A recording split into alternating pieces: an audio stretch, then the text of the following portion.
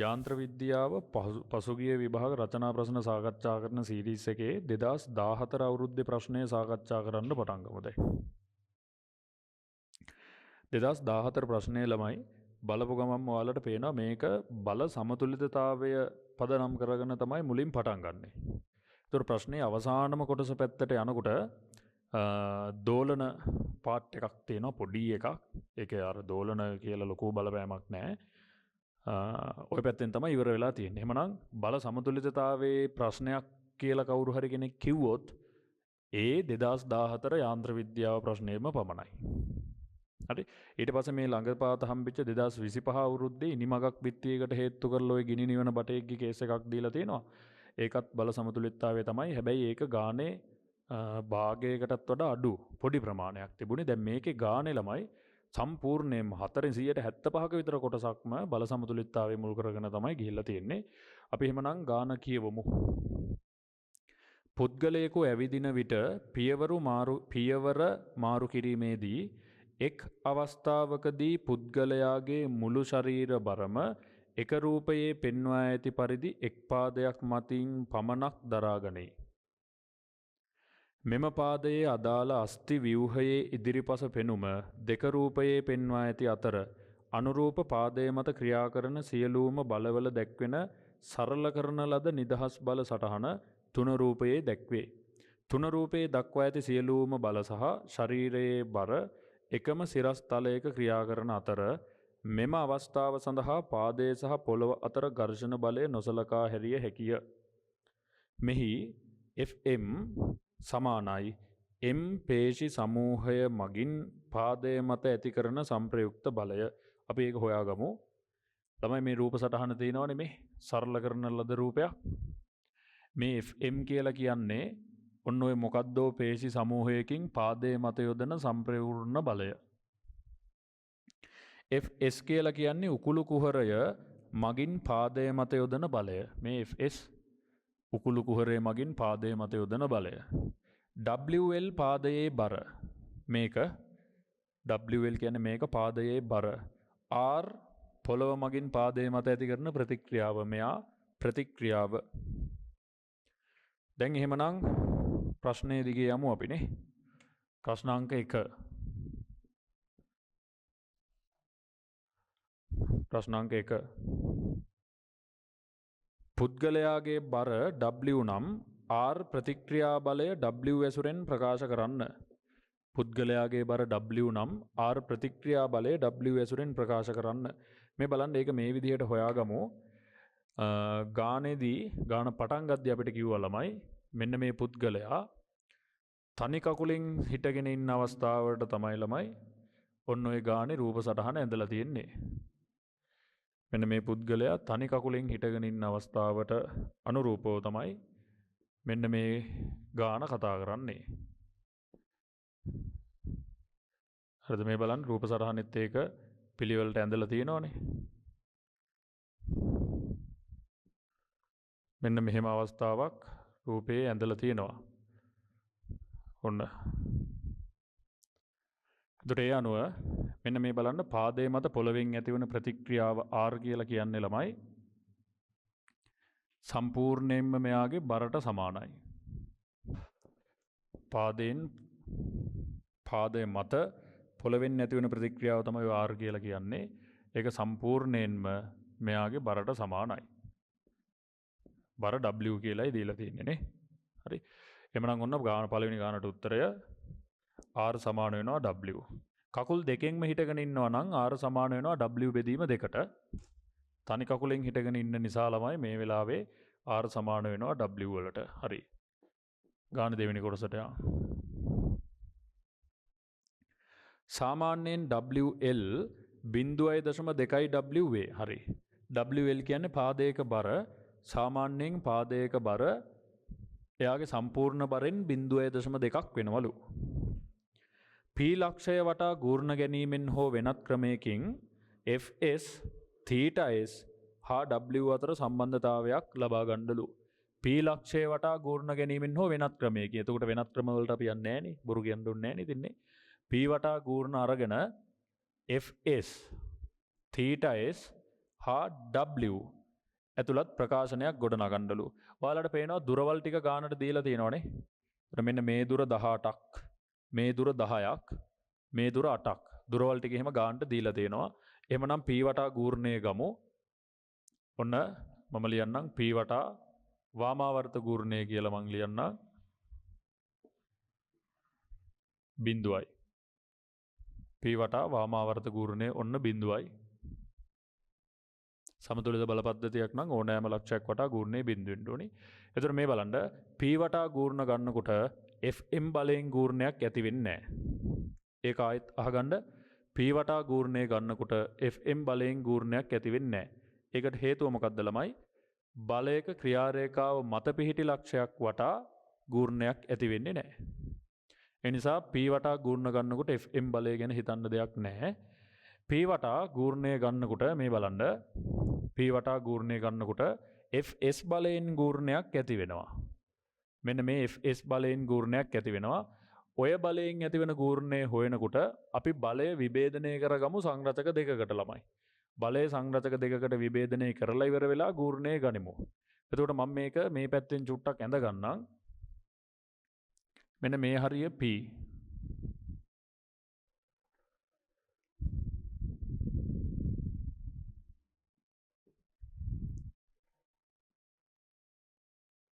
මෙන්න මෙහෙම fs බලය දීලා තියෙන්නේ ඒගොල්ලෝ. මේක θs කෝණය. fs බලය θs කෝණය. මෙන්න මේ දුර සමයි සෙන්ටිමීටර් 8ක් කියලා ඔය ලකුණු කරලා දීලා තියෙන්නේ. ළමයි ගූර්ණය ගන්නකොට අපි මෙන්න මේ සංරචක දෙක විභේදනය කරලා අරගෙන වෙන වෙනම ගූර්ණය ගමු. දැන් මේ පැත්තෙන් එනවා f cos theta.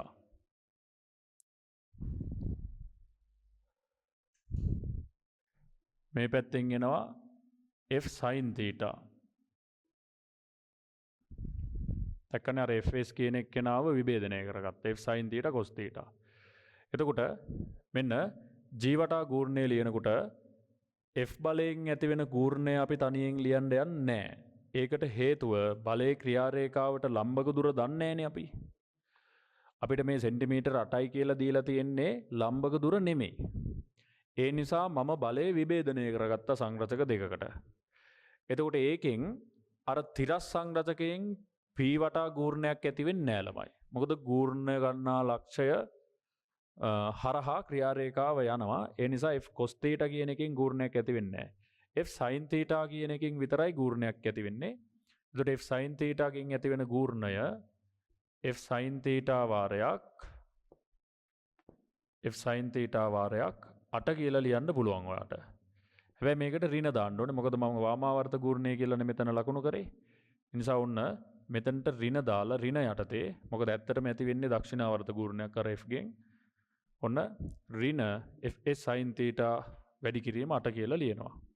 එහෙම නැත්නම් ඔය ධන ඍණ කේස් එකක් එනවා නම් මෙන්න මේක මාරු කරලා දක්ෂිණාවර්ත ගූර්ණය ලිව්වා කියලා හිතන්නකෝ. හරිනේ. එතකොට කේස් එකක් නැහැනේ ඔන්න.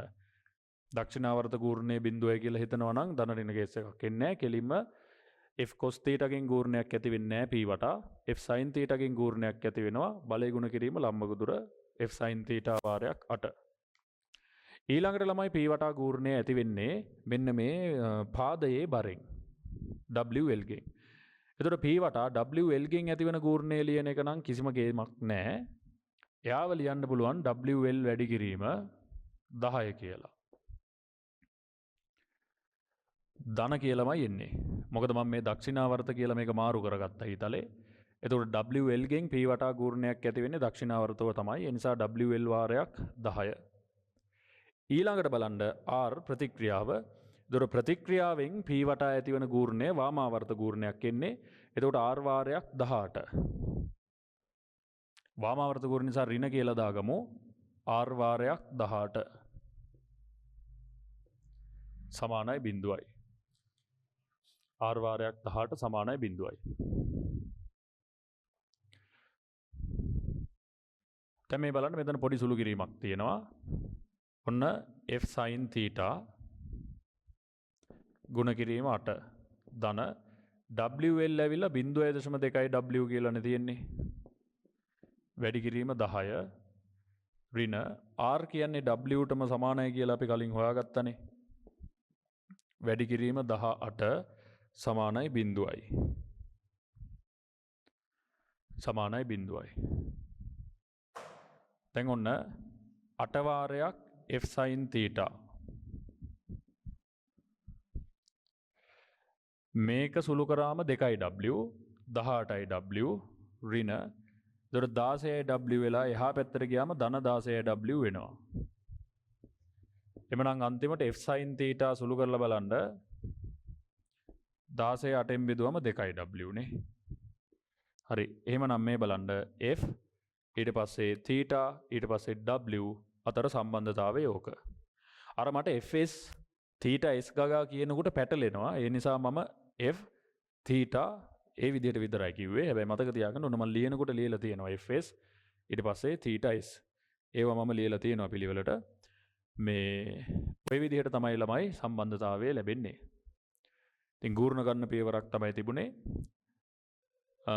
R ගෙන් සහ W L ගෙන් ගූර්ණය ඇති වෙනකොට ලම්බක දුරම තමයි කෙලින්ම පේන්න තියෙන්නේ. හැබැයි FS බලයෙන් ගූර්ණය ඇති වෙනකොට ලම්බක දුර පේන්නේ නැහැ. ඒ නිසා බලය විභේදනය කරලා අරගෙන අපි ගූර්ණය ලකුණු කරගත්තා. හොඳයි. ප්‍රශ්නේ 3 වෙනි කොටසට යන්. W ඇසුරෙන් FM සොයන්න. W ඇසුරෙන් FM කියන්නේ මෙයා. W ඇසුරෙන් FM සොයන්න.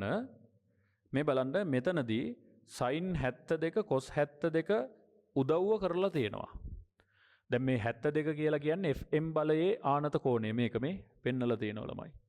එතකොට මේකේ සයිනය සහ කෝසයිනය. මේකේ සයිනය සහ කෝසයිනය දීලා තියෙනවා. අපිට ළමයි FM සඳහා අගයක් W ඇසුරෙන් හොයාගන්නලු. මේ බලන්නකෝ FS ගෙත් සයිනය අපි මේ වෙනකොට හොයාගෙන තියෙන්නේ. එහෙනම් මෙයාගෙත් සයිනය එන විදිහට අපි වැඩක් කරමුනේ. එමනම් ඔන්න සිරස් බලයන් සලකන්නම් මම මෙතන. ඔන්න ගානේ 3 වෙනි කොටස. මම මේ ටික මකලම ලියන්නන්නේ. FS sin θ 2w මේක දැන් ඉස්සරහට වැඩකට ඕනි වෙනවා. ඔන්න මතක තියාගෙන ඉන්න.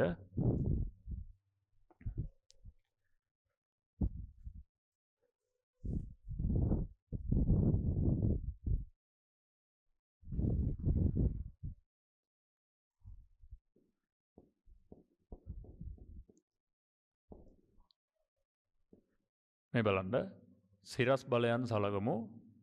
සිරස්ව ඉහළට එනවා නේද? එතකොට FM sin 72.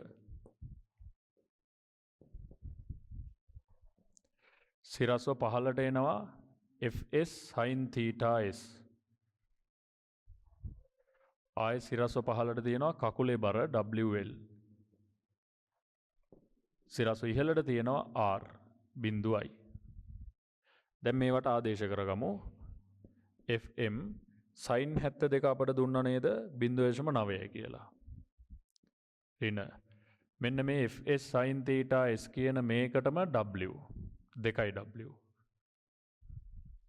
ඍණ WL කියන්නේ 0.2w. ධන R කියන්නේ W සමානයි 0. සමානයි 0. දැන් මෙතන සුළු කිරීම බලමු. 0.9යි W sorry 0.9යි FM සමානයි මේ ටික සුළු කරලා බලමු. ඍණ 2.2 ඍණ 1.1 එහා පැත්තට ගෙනිච්චම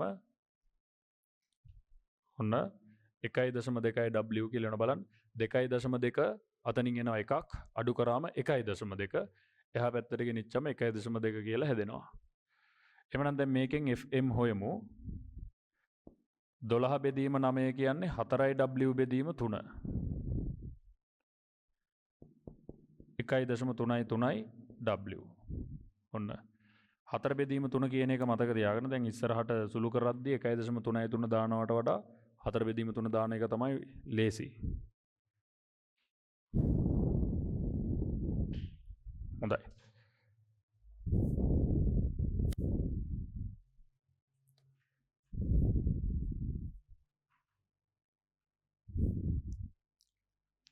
හරි.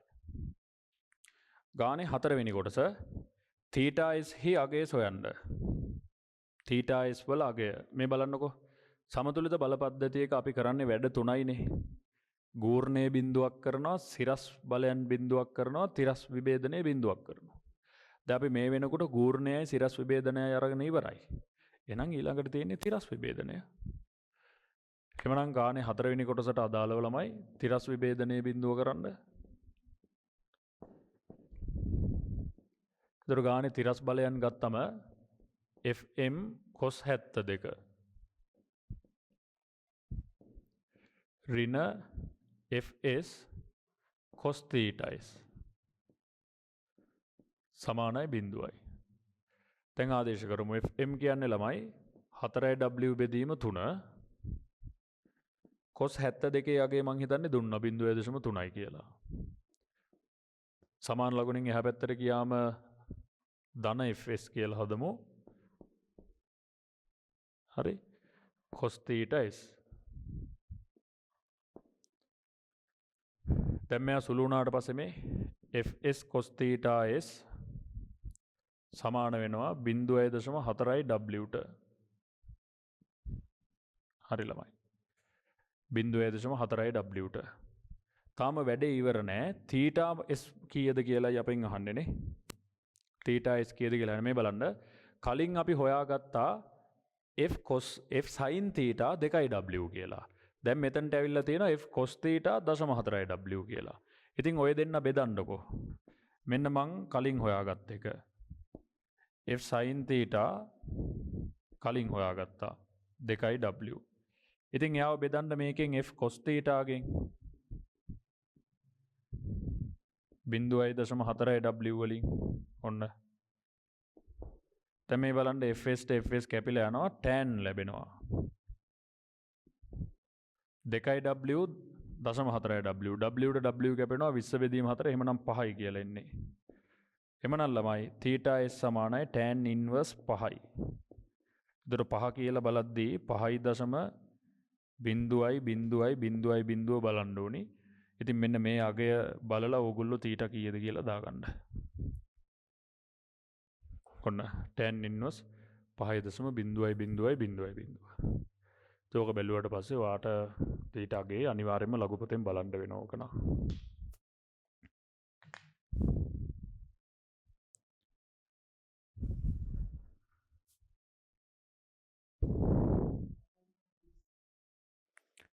හැත්ත අටයි කාලා ගානක් උන්න එනවා කියලා තියෙන්නේ. 78යි කලා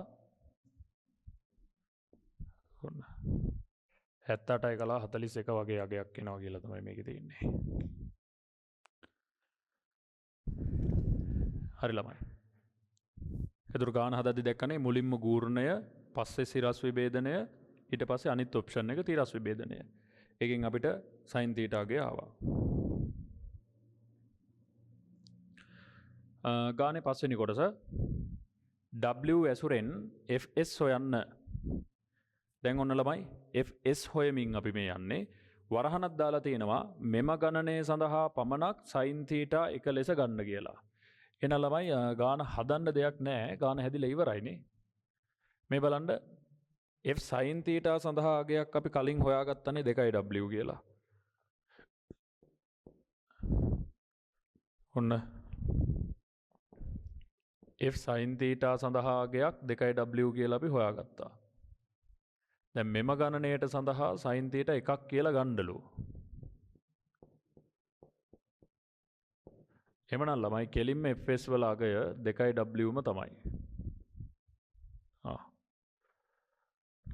fs වල අගය කෙලින්ම 2wම තමයි.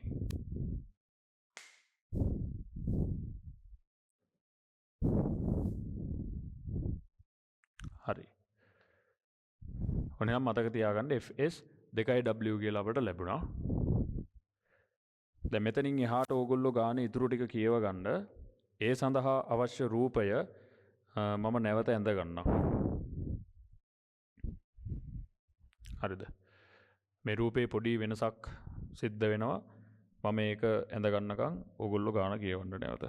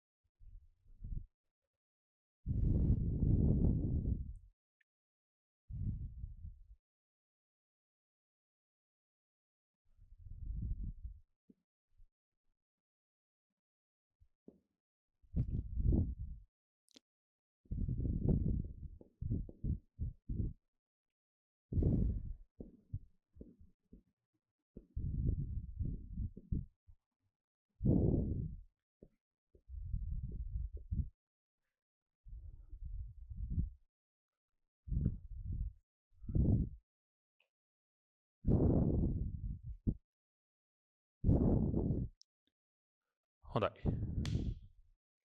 දැන් ඔන්න ගාන ඊළඟ කොටසට යමු.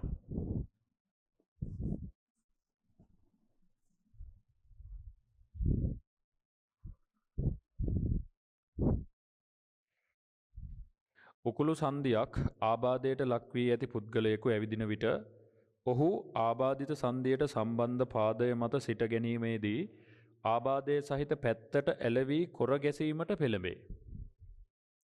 එහි ප්‍රතිඵලයක් ලෙස ශරීරයේ ගුරුත්ව කේන්ද්‍රය ආබාධිත උකුළු සන්ධිය පැත්තට විස්ථාපනය වන අතර FM සිරස්ව ඉහළ දිශාවට ක්‍රියා කරයි. ඔන්න ඒක වැදගත් ළමයා. ඔන්න මොකක් දෝ දෙයක් නිසා ඒ යකා ওই රූපයක් ඇඳලා පෙන්නලා තියෙනවනේ.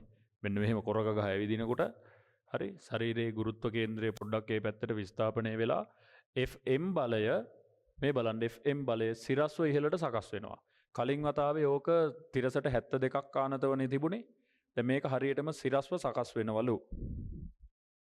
මෙම අවස්ථාවේදී පාදයේ සඳහා නිදහස් බල සටහන පහ රූපයෙන් පෙන්වා ඇති අතර FM සහ FSට අදාළ බල පිළිවෙලින් FM ඩෑස් සහ FS ඩෑස් වශයෙන් පෙන්වා ඇත මෙන්න. මේක FM ඩෑස් කියලා පෙන්නලා තියෙනවා. මේක FS ඩෑස් කියලා පෙන්නලා තියෙනවා. මේ දෙන්න වෙන වෙනම පෙන්නලා තියෙනවා. හොඳයි. දුරවල් ටික දීලා තියෙනවා. දැන් මෙන්න මේ දුර සෙන්ටිමීටර් කලින් 18ක් තිබ්බේ දැන් 10ක් වෙලා තියෙනවා. 6.25ක් වෙලා තියෙනවා. මේක 7ක් වෙලා තියෙනවා.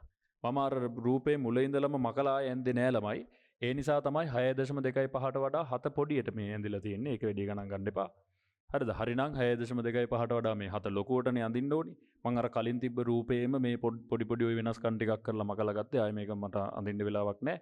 ඉතින් ඒ නිසා මේ ඔන්න අලුතෙන් රූපේ දීලා තියෙනවා. දැන් බලන්න කලින් වතාවේ මෙතන තිබ්බ කෝණ කතන්දර මොකුත් නෑ දැන්.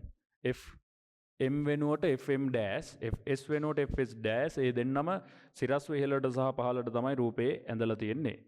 ප්‍රශ්න අංක 1. මෙම අවස්ථාවේ FS ඩෑස් බලය W ඇසුරෙන් සොයන්න. හරි ලේසි ළමයි. P වටා ගූර්ණය ගමු දැන්. කලින් වගේම P වටා ගූර්ණය ගමු. P වටා ඔන්න දක්ෂිනාවර්ත ගූර්ණය අපි සලකමු බිඳුවයි. එතකොට P වටා ගූර්ණය ගන්නකොට FM ඩෑස් එන්නේ නැහැ. FS ඩෑස් එනවා. කෙලින්ම දැන් සිරස්ව පහළට තියෙන නිසා ලම්බක දුරෙන් ගුණ කරන්න තියෙන අර කලින් වගේ වද විඳින්න නැහැ. ඊළඟට පාදයේ බර WL වැඩි කිරීම 6.25. පාදයේ බර WL වැඩි කිරීම 6.25. ඊට පස්සේ ඍණ R වැඩි කිරීම 10 සමානයි බිඳුවයි. ඍණ R වැඩි කිරීම 10 සමානයි බිඳුවයි. එවනම් දැන් සුළු කිරීම FS ඩෑස් වැඩි කිරීම 7 ධන WL කියන්නේ 0.2 W වැඩි කිරීම 6.25. ඍණ R කියන්නේ W වැඩි කිරීම 10 සමානයි බිඳුවයි. බලමු 7යි FS ඩෑස්. එතකොට මෙයාව සුළු කරන්න 6.25 දෙකෙන් ගුණ කරොත් නම් 12.5යි 1.25ක් වෙනවා. අතන 10න් 1.25ක් අඩු කරාම 87.5ක් වෙනවා. හරි. ඒ කියන්නේ 8.75යි W. ඔහොම නේද එන්නේ බලන්න මෙයාව සුළු කරාම. දැන් එහෙමනම් FS ඩෑස් ඔන්න දැන් සුළු කරලා බලන්න කීයද එන්නේ? 8ට 7 ඒවා 1යි.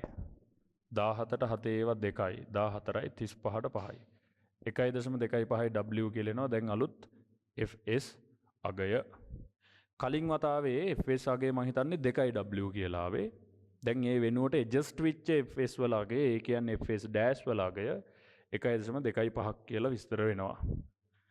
ගානේ දෙවෙනි කොටසට දැන් යන්. ඉහත B හිදී විස්තර කෙරෙන හේතුව නිසා පුද්ගලයාගේ කොර ගැසීමේ ප්‍රතිඵලයක් ලෙස FS බලයේ විශාලත්වයේ සිදුවන අඩුවීම ප්‍රතිශතයක් ලෙස. එමනම් ඒක ලියමු ළමයි ලේසියෙන්ම.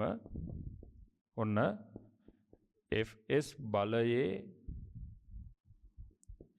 අඩුවීමේ ප්‍රතිශතය. FS බලයේ අඩුවීමේ ප්‍රතිශතය මේ කලින් තිබ්බ FS දැන් තියෙන්නේ FS ඩෑෂ්. ඒතර ප්‍රතිශතය හොයනකොට මුලින් තිබ්බ ගානෙන් බෙදලා 100ට 100 ගන්න ඕනේ. ඒතර මේක 2W කියලා අපි හෙව්වා. මෙයා 1.25 W කියලා ඔන්න අපි හොයනවා. හොයලා තියෙන්නේ. ඊට පස්සේ 2W ගෙන් බෙදලා 100ට 100ෙන් ගුණ කරන්න. ඒතර මේකේ නාගේ බලන්න. දෙකෙන් අර කඩු කරාම 0.75. එතකොට 75 බෙදීම 37.5ක් කියලා එනවනේ. ඔන්න 100ට 37.5 ප්‍රතිශතය. බලය අඩුවීමේ ප්‍රතිශතය 100ට 37.5යි. හරි. එවනම් ඔන්න දැන් ඔයාලට තේරෙන්න ඕනේ මොකක් හරි ආබාධයක් ඇති වුණාම කොර ගහන එකේ බයෝ වැඩේ අපිට තේරෙන්නේ නැහැ. ඒක බයෝ වලින් ඒක මොනවාද වෙන්නේ ඒක අපිට තේරෙන්නේ නැහැ. අපිට වැඩකුත් නැහැ නේ ළමයින්ට ඒක ඔය බයෝ වැඩ. අපි ෆිසික්ස් ඉගෙන ගන්න මිනිස්සු. අපි එතකොට මැත්ස් බේස් එකක් තියෙන මිනිස්සු. ඔන්න ෆිසික්ස් වලින් දැන් අපිට වැඩේ පැහැදිලි කරගන්න පුළුවන්. එතකොට කොර ගහනකොට මෙන්න මේ උකුළු සංදිය මත යෙදෙන බලය 37.5කින් විතර අඩු වෙලා තියෙනවා. හරි? එතකොට උකුළු සංදියේ අවුල නිසා තමයි යා කොර ගහන්න පටන් ගත්තේ. ඉතින් ඒකෙන් උකුළු සංදිය මත යෙදෙන බලය 37.5කින් අඩු වෙලා තියෙනවා. හොඳයි. එතකොට දැන් හිතන්න එපා දැන් කියන්නේ ශරීරයේ මොකක් වුණත් උකුළු සංදිය මත බලය 37.5කින් අඩු වෙනව නෙවෙයි. දැන් මේ ගානේදී දැන් මූට එතන අවුල තිබ්බ නිසා එතනින් කොර ගහලා තමයි එහෙම අඩු වෙලා තියෙන්නේ. නැත්නම් ඔළුව කැක්කුමට එහෙම ළමයි කොර ගහන්නේ නැහැ නේ අපි. ඒ නිසා මේ ගානට අනුව තමයි ওই උත්තරය ආවේ. හොඳයි. C කොටසට යමු. දැන් C කොටසට යනකොට මේව මොකුත් වැඩක් නැහැ ආය. ඒක වෙනම කතන්දරයක් තියෙන්නේ. බල සමතුලිතතාවයේ පාර්ට් එක මේ A සහ B කොටස් දෙකෙන් ඉවරයි. C වලින් එහාට වෙනම කොටසක් තියෙනක් බලමු. ඇවිදීමේ ක්‍රියාවලියේදී එක් පාදයක් පොළව මත නිසලව පවතින අතරතුරදී අනෙක් පාදයේ උකුළු සංදිය වටා චලනය වේ. ඒක මතක් කරගන්න ළමයි. ඇවිදිනකොට එක පාදයක් නිශ්චලව තියෙනවා අනිත් පාදයේ උකුළු සංදිය වටා චලනය වෙනවා. හරි? ඒකට ඒක හිතලා බලන්න. දැන් අපිට මෙතන ඒක පෙන්වන්න ඉඩක් නැහැ. හොඳයි. මෙම චලිතය 6 රූපයේ දැක්වෙන ආකාරයට එක් කෙළවරකදී නිදහසේ අසව් කරන ලද දණ්ඩක සිදුවන දෝලන චලිතයක් ලෙස සැලකිය හැකිය. මෙහි පාදය L දිගකින් යුත් ඒකාකාර දණ්ඩක් ලෙසට සලකනු ලැබේ. ඒ රූපේ මං ඇඳ ගන්නම්.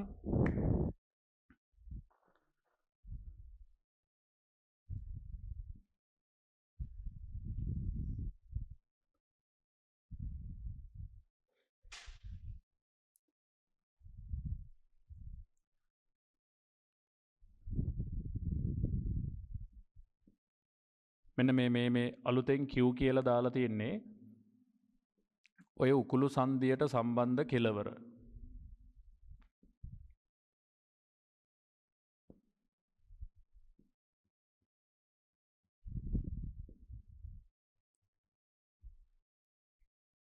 theta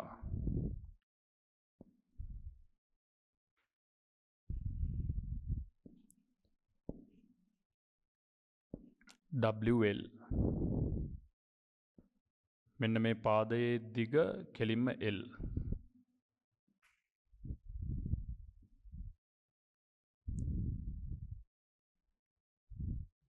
මේ ටික එතකොට L බෙදීම 2යි.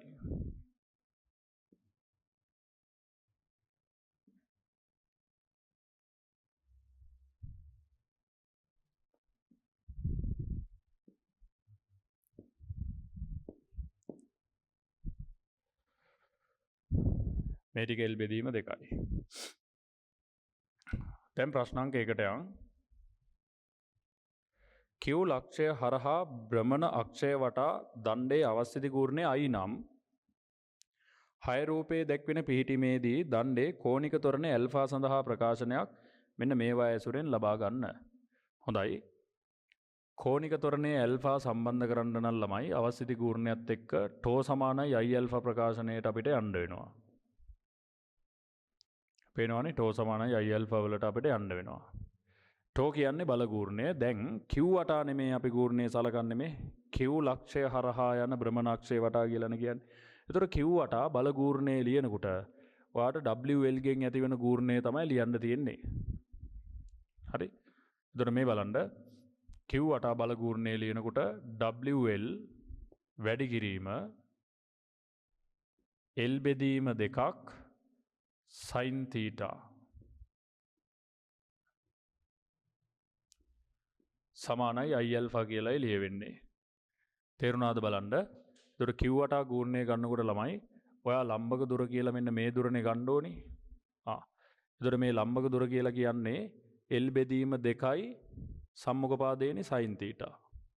L බෙදීම 2 කියන්නේ මේ දුර මේ. L බෙදීම 2 සම්මුඛ පාදය කියන්නේ sin theta. එතකොට ඒ අනුව මෙතනින් අපි alpha සඳහා ප්‍රකාශනය ගන්න ඕනේ. ඔන්න alpha සමානයි ළමයි WL simple L sin theta බෙදීම 2යි. ඔන්න පාදයේ කෝණික ත්වරණය සඳහා ප්‍රකාශනය WL simple L sin theta බෙදීම 2යි. දැන් ගන්න පටන් ගත්තේ බල සමතුලිතතාවයෙන්. ඔන්න මේ වෙනකොට ටෝ සමානයි I alpha වලට ආවා. දැන් ඔය පාස් පේපර් ටික අර මුලින් ඉඳලා කතා කරගෙන ඉන්න ළමයි දන්නවා ටෝ සමානයි I alpha අපිට කෝණික චලිතයේදී ගණන් අහපු ගොඩක් තැන්වල හම්බුණා. 2011 අර ආකාරයක හිර වෙලා ඉන්න මිනිස්සෙක් බේරගන්න කැප්සූල් එක දාන ගැටලුවෙත් ටෝ සමානයි I alpha තිබ්බා. ඊට පස්සේ 2012 අවුරුද්දේ අර රොබෝ අතක ගැටලුවක් තිබ්බේ ළමයි. එතනත් ටෝ සමානයි I alpha තිබ්බා. ඊට පස්සේ මෙන්න මේ 2014 ප්‍රශ්නයේ අන්තිම කොටසේ C කොටසෙත් ටෝ සමානයි I alpha තිබ්බා. හොඳයි. දණ්ඩේ දෝලන කාලාවර්තයේ T යන්න T සමානයි 2π වර්ගමූලය ඇතුලේ θ බෙදීම α මගින් ලබාගත හැකි අතර L දිගැති ඒකාකාර දණ්ඩක් සඳහා T සමානයි 2π වාරයක් 2L බෙදීම 3G බව පෙන්විය හැකිය. අපිට පෙන්වන්න දෙයක් නැහැ. ඒගොල්ලෝ කියන එහෙම පුළුවන් කියලා. පාදයක දිග 0.9 මීටර වන පුද්ගලයෙකුට අනුරූප T හි අගය ගණනය කරන්න ෆයි සමානයි 3 සහ 0.06 සමානයි 0.215 ලෙස ගන්න. ඒ කියන්නේ ඔය ගානේ දැන් විස්තරයක් කරලා තියෙනවා ළමයි. ඉතින් මේ විස්තරය වෙනුවෙන් අපිට මහන්සි වෙන්න දෙයක් නැහැ. ඔය දීලා තියෙන අගයන් මෙන්න මේකට ආදේශ කරලා දාන්න. එතකොට උත්තරේ එනවා. T සමානයි 2π වාරයක් 2L බෙදීම 3G. ඔන්න දෙවාරයක් ෆයි කියන්නේ 3යි. වර්ගමූලය ඇතුලේ දෙවාරයක් L දීලා තියෙනවා 0.9 බෙදීම 3 වාරයක් G දීලා තියෙනවා 10.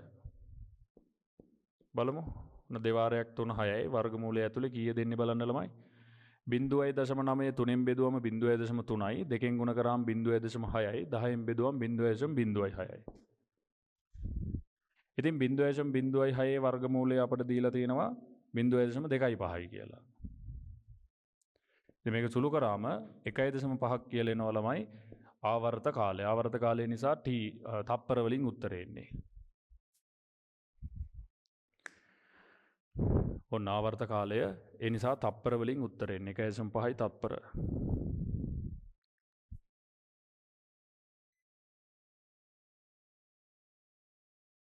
හොඳයි.